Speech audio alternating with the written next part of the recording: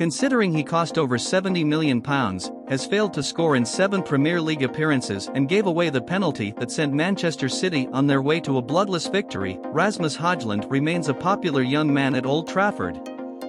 When he was hooked just after 70 minutes of his one-sided and elite match, as you were likely to see, the jeers for Erik Ten Hag were loud, if brief.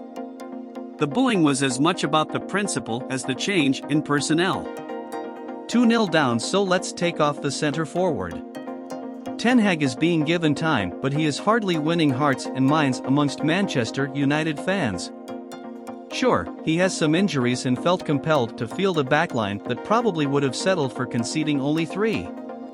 But this is a United side devoid of identity, devoid of serious attacking intent, devoid of personality, devoid of a plan, devoid of creativity. Even against the humdrum, mid-table teams, they play on the counter-attack.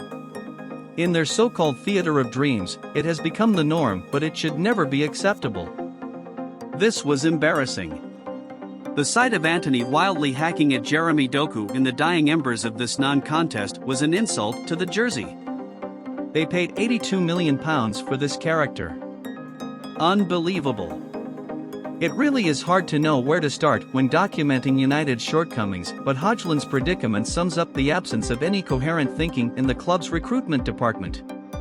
There is every chance he will turn out to be a decent player, but if you have that sort of money in your pocket and are crying out for a proven scorer, why spend it on rawness and potential? 2 more Ten Hag signings, Sofiane Amrabat and Mason Mount, played a half each, and in a straight head-to-head battle to see who could have the least impact, it was a dead heat.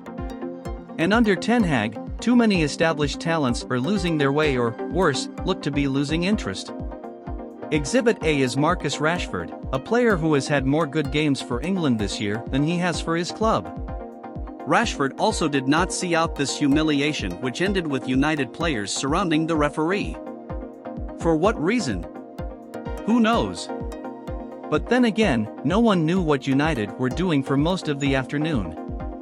No wonder they jeered.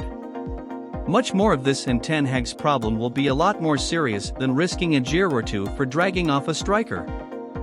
His job is not under threat, but his reputation is. That's today's news. Thanks for watching the video. Press the thumbs up button, subscribe to the channel, and we'll see you in the next video.